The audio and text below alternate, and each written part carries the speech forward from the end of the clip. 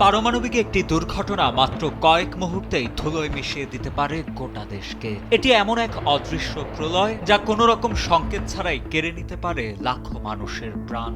কেবল জনসাধারণের প্রাণহানি নয়, একটি পারমাণবিক দুর্ঘটনা কয়েকশো বর্গ কিলোমিটার এলাকাকে কয়েকশো বছরের জন্য বিষাক্ত মরুভূমিতে পরিণত করতে পারে। কৃষি জমি, পানি আর খাদ্যচক্র এমনভাবে সিজিয়াম আর আয়োডিনের বিষে নীল হয়ে যায় যা প্রজন্মের পর প্রজন্ম পঙ্গুত্ব বয়ে আনে। একটি দেশের কয়েক দশকের তিলে তিলে গড়া অর্থনীতি ধূলিসাৎ হয়ে যেতে পারে ছোট্ট একটি ভুলেই।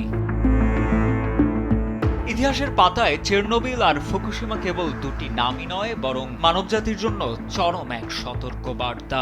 ১৯৮৬ সালে চেরনোবিলে নকশার ত্রুটি আর সুরক্ষা কবচের অভাব আস্ত একটি জনপদকে আজও জনমানবহীন করে রেখেছে।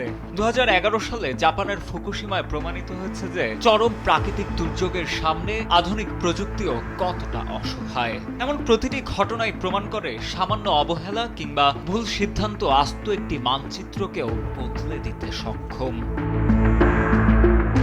পারমাণবিক দুর্যোগের সবচেয়ে দীর্ঘস্থায়ী ক্ষত তৈরি হয় মানুষের মনে, যাকে বিশেষজ্ঞরা বলছেন রেডিওফোবিয়া বা বিকিরণের আতঙ্ক।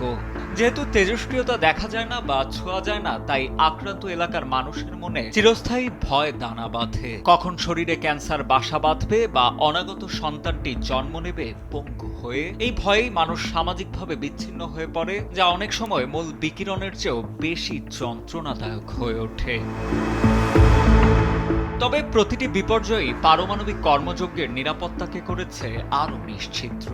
বর্তমানের আধুনিক রিঅ্যাক্টরগুলোতে যুক্ত হয়েছে প্যাসিভ সেফটি মেকানিজম বা বহুমুখী সুরক্ষা স্তর, যা বিদ্যুৎ সংযোগ বা পাম্প ছাড়াও চুল্লিকে নিজে নিজেই ঠান্ডা রাখতে সক্ষম। এখনকার নিরাপত্তা প্রোটোকলগুলো এমনভাবে সাজানো হয় যেন ১০,০০০ বছরে একবার ঘটা কোনো বিপর্যয় রুখে দেওয়া যায়। আধুনিক বিজ্ঞানের এই বিবর্তনই আজ সভ্যতাকে টিকে থাকার পথ দেখাচ্ছে।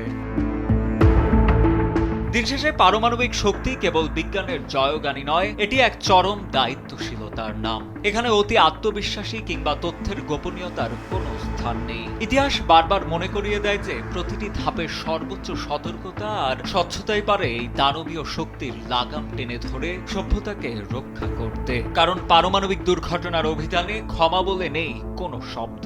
এখানে একটি ছোট্ট বিচ্যুতি লিখে দিতে পারে সভ্যতার শেষ অধ্যায়। সাজিদা আনিল, ডেস্ক রিপোর্ট, সময়ের আলো।